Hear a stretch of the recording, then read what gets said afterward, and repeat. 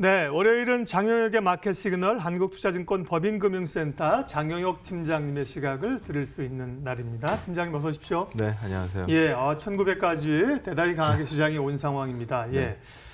어떻게 이제 해석을 해야 될까요, 이 상황을요? 네. 좀 당혹스럽게 많이 오르긴 했죠. 그러게요, 네.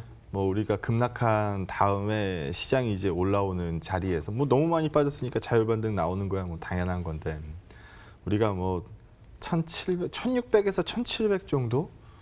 요 정도 움직일 때는 그래. 이게 정상이지. 1400 이건 좀 심하지 않아? 이 얘기를 하고 있었습니다. 근데 우리가 1700 넘어서 1800 이제 넘어가는 시점서부터는 이게 V 반등으로 가긴 어려울 것 같은데 여기서 더 올라간다고? 라는 의구심을 좀 1800 넘어가는 시점에서 가졌던 것 같고요. 네. 1900 넘어가는 걸 보니까 야 이거 내가 잘못 봤구나. 지금이라도 따라가야 되나? 라는 고민들을 많이 하고 계실 겁니다. 주식시장에 계신 분들 다 마찬가지 아니겠습니까? 그리고 이번에 난생 처음으로 주식을 해봐요. 이런 분들이 시장 올라가는 거 보면은 야 이렇게 쉽게 돈 버는 방법이 있었어라고 얘기하겠지만 우리가 이제까지 시장에서 고생 좀 해보셨던 분들 그런 분들은 지금 똑같은 생각하고 계실 겁니다. 여기서 더 간다고? 여기서 더 가면 얼마나 더 갈 건데? 라는 의구심 어린 시각들을 많이 가질 수밖에 없죠. 그렇게 갖는 이유들을 좀 가만히 살펴보면 좀 이따가도 말씀을 드리겠습니다만 주가는 어떻게 뽑아내요? 주가는 EPS 곱하기 PER입니다. 그러니까 주당 얼마를 벌고 있느냐?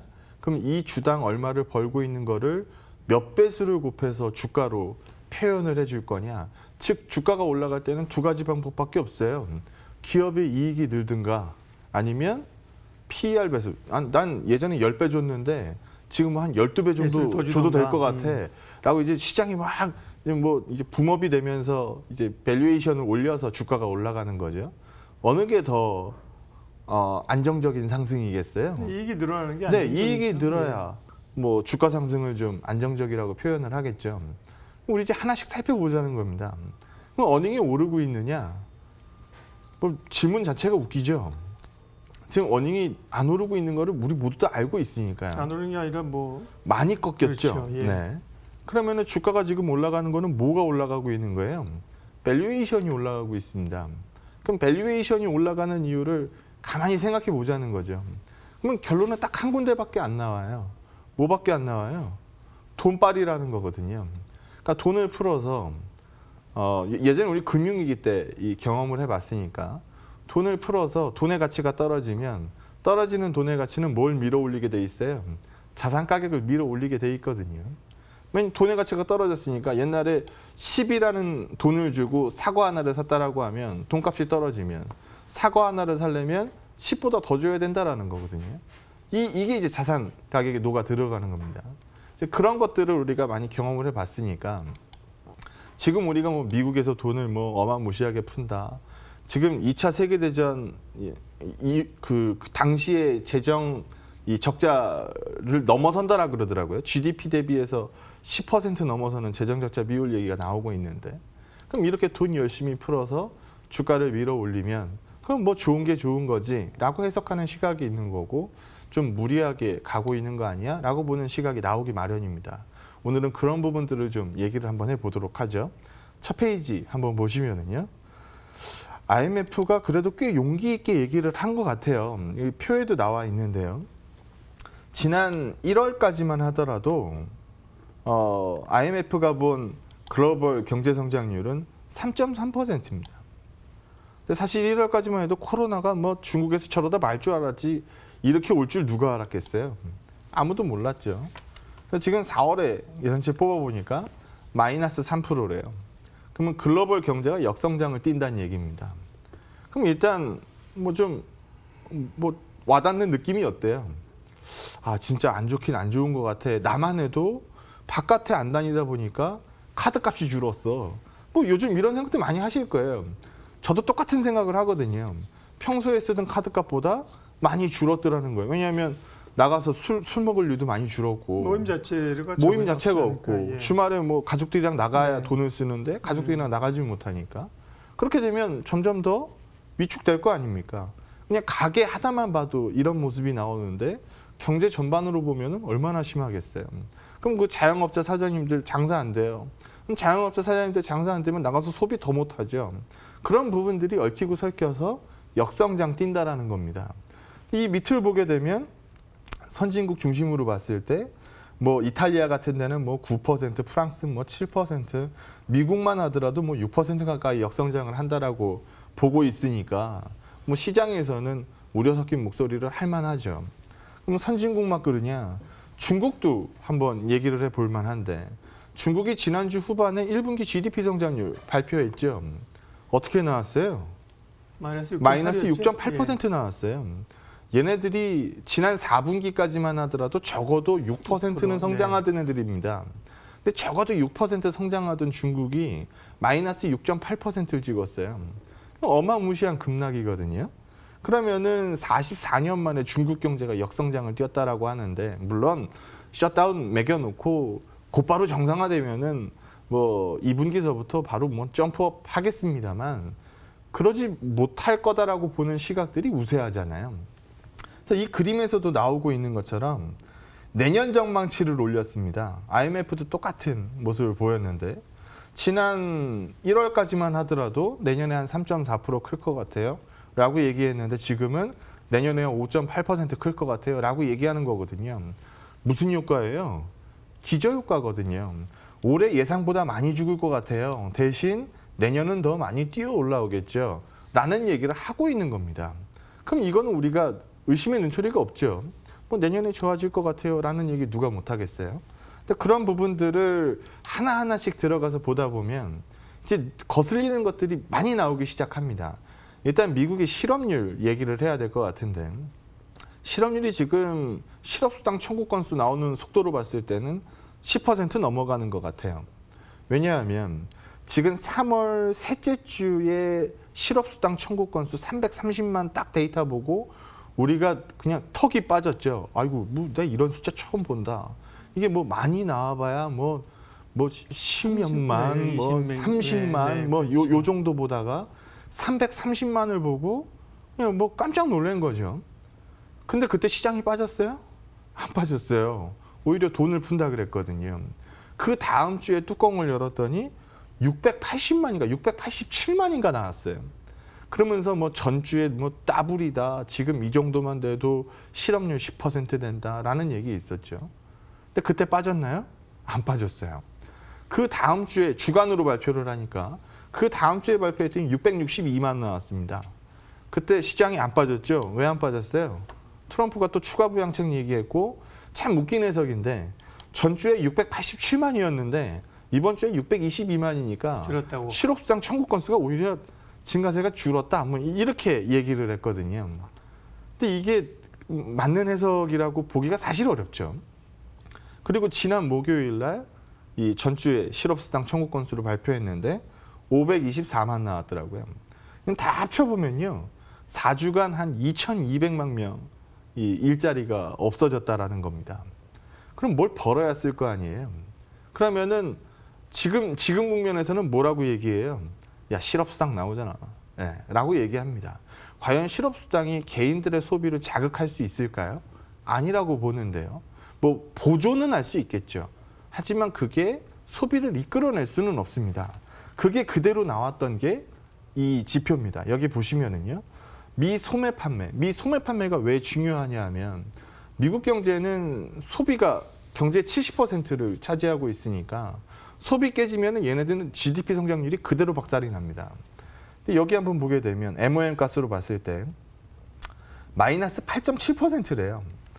이게 그냥 나올 수 있는 숫자가 사실 아니거든요. 근데 우리 가만히 한번 생각해 보자고요. 우리가 미 경제 셧다운 막 들어간 게 며칠인지 대략 기억하시나요?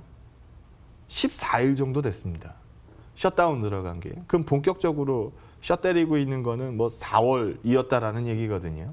근데 지금 셧다운 해제 기대감 얘기 나오죠. 예. 그게 5월 1일 빠르면 5월 1일 뭐 이렇게 얘기합니다. 뭐 주정부에 위임했다라고는 하지만 4월에 풀겠다는 데는 뭐 이번 주서부터 뭐 텍사스가 뭐 일부 연다 뭐 이런 거 논의하고 있다라는 뉴스 빼고는 사실 4월 달은 거의 셧다운이죠. 그러면 3월 수치가 안 좋겠어요? 4월 수치가 안 좋겠어요? 4월 수치가 안 그렇죠. 좋죠. 예. 그러면은 MOM 값으로 물론 3월에 박살나 있는 자리에서 4월 수치가 나올 거니까 뭐 그 충격이 뭐 그렇게 크지 않을 겁니다라고 얘기할 수도 있지만 이미 3월에 마이너스 8.7%, 전월비 마이너스 7%는 어마무시한 악재를 만들어낸 겁니다.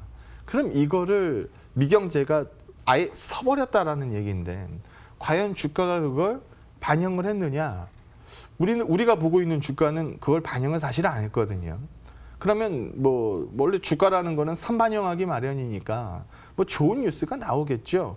라는 얘기인데 제가 다음 페이지를 먼저 좀 보여드릴게요. 네. 연준이 굉장히 큰 일을 한 건데 여기 보시는 것처럼 대출 프로그램 돌리고 뭐 기업들 힘드니까 급여보 프로그램 돌려주고 뭐 회사채 매입 프로그램 돌려주니까 시장에서 무슨 얘기까지 나왔어요? 야 그러면 주식도 회사채만 사지 말고 주식도 좀 사주면 안 되냐? 그러니까 소위 뭐 웃긴 얘기들이 많이 나왔거든요. 그러면서 뭐 개인들을 이제 보장해주는 금융 프로그램도 나왔고 지방 정부 이제 보호해주는 프로그램도 나왔고 많이 나왔습니다. 근데 지금 요 얘기를 좀 하려고 하는데요. 이제 급여보호 프로그램이 뭐 몇 명 뭐 이하의 사업장의 사업주한테 뭐 안 자르는 조건으로 뭐 이제 대출을 해주는 그 프로그램이거든요. 근데 여기 지금 와 있는 게 3,500억 달러인데요. 예. 이게 지금 바닥이 났대요. 그러면 중소기업들 힘든 중소기업이 그만큼 많다는 얘기잖아요. 그러면은 주가가 과연 이거를 설명할 수 있을까? 뭐 바깥에 못 나가니까 아마존으로 뭐 웹쇼핑만 뭐 드립다 했어요. 이렇게 얘기하면 아마존 강세 이유는 설명할 수 있겠는데요. 나머지 종목들의 강세는 어떻게 설명할 건가? 라는 부분들을 시장에서 이제 들여다보는 것 같습니다. 이 앞 페이지로 돌아와서 보면 3월 달에 미 소매 판매 뭐 전년비는 6.2%고 전월비는 뭐 8.7%고 뭐 6이나 8이나 뭐 죽은 건 매한가지니까 뭐 별로 상관없다라고 얘기할 수도 있지만 위치상 한번 보시죠. 저 차트가 비이성적이라는 거거든요.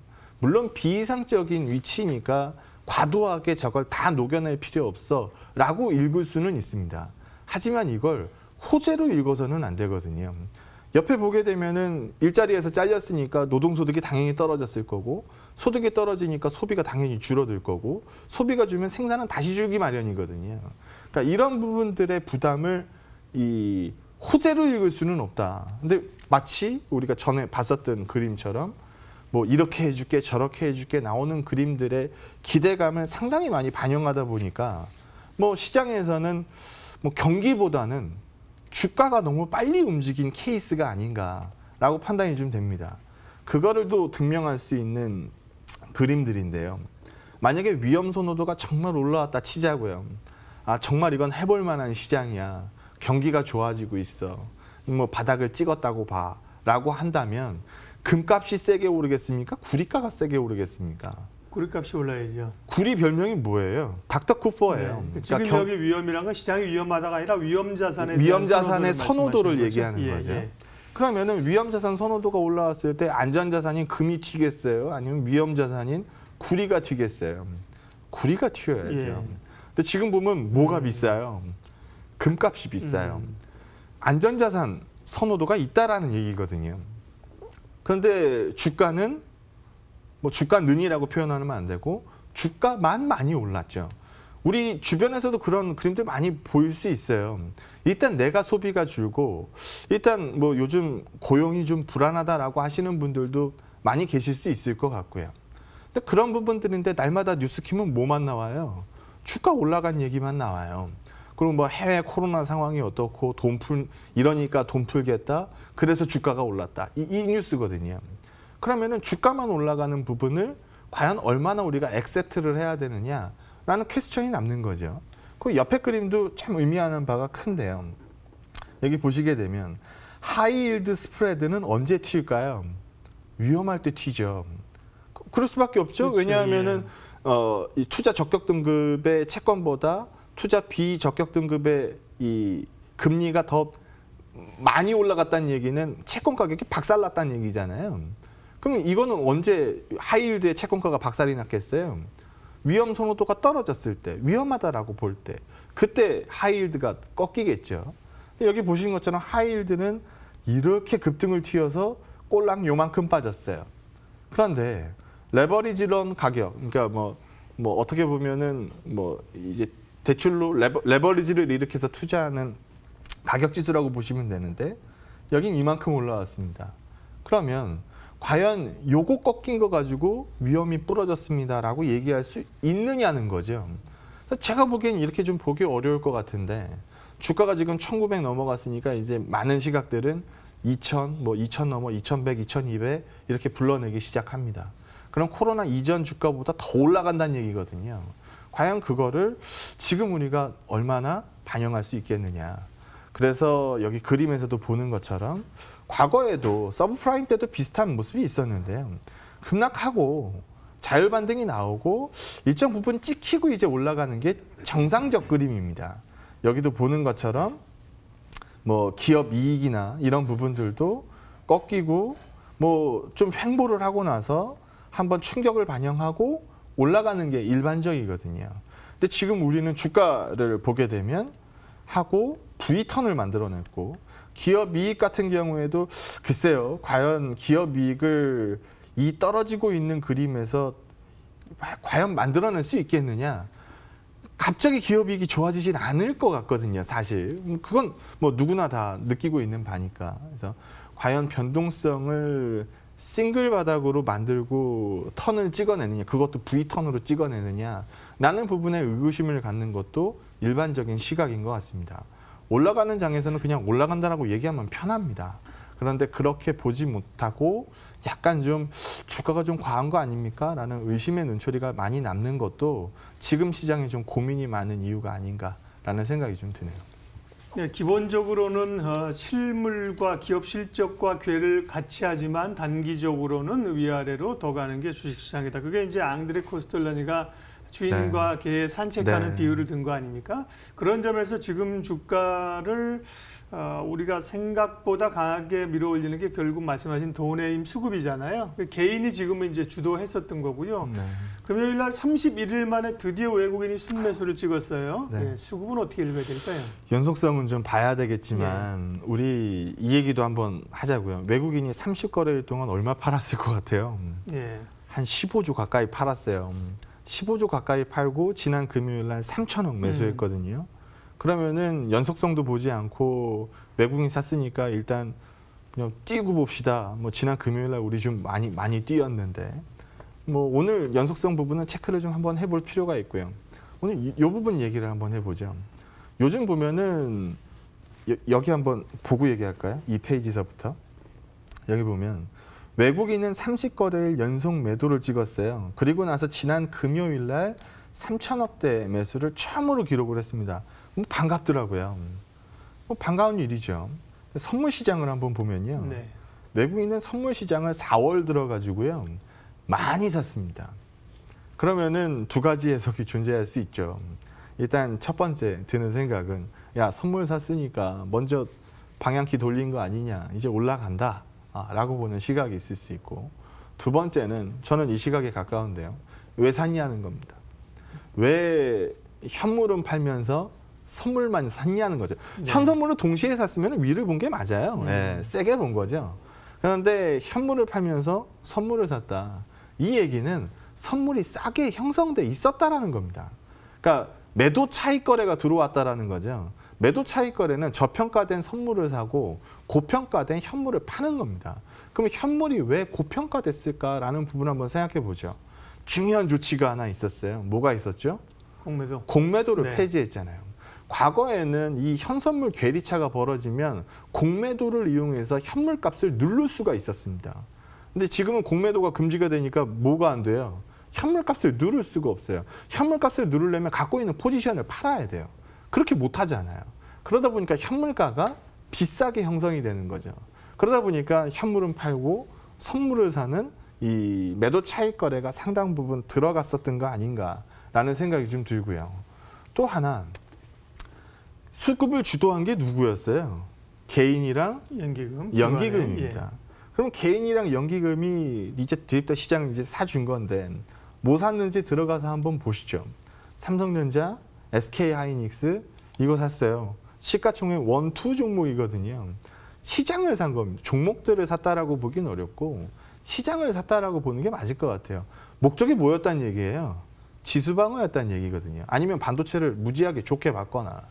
그런 그림들만 시장에서 읽어낸다라고 하면 글쎄요. 외국인들이 왜 매도 차익 거래를 했고 공매도가 금지됐으니까 방법이 없었고 30일 동안에 15조 원 가까이 팔아냈었던 외국인들이 금요일 날 매수를 한번 찍었다 한들 이 그림에서 보는 것처럼 과연 EPS 전망치가 지수처럼 V를 만들 수 있느냐.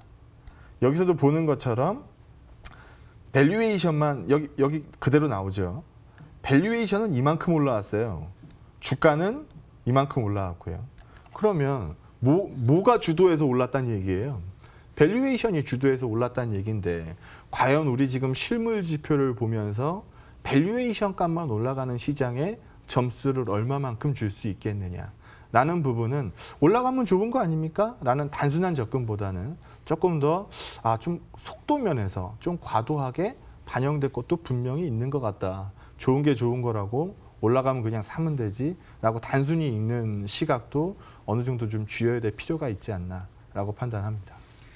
장현욱 팀장님은 한국투자증권에 계시고요. 저희도 여기서 이제 증권 경제 방송을 하는데 우리가 주가가 오르면 좋죠. 그럼요. 떨어지는 게 좋을 리가 정말 1도 없습니다. 네.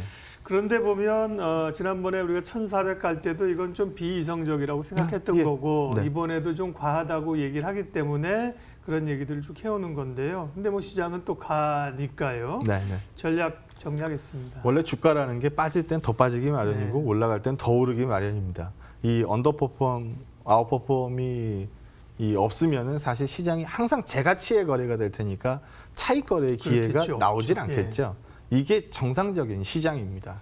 그런데 지금 분위기상으로 봤을 때는 적어도 예전처럼 뭐 다시 1,600 갈 것 같은데요. 뭐 1,500대에 있을 것 같습니다. 이렇게 얘기하는 시각은 필요 없습니다. 하방 경직이 많이 올라왔다는 얘기거든요.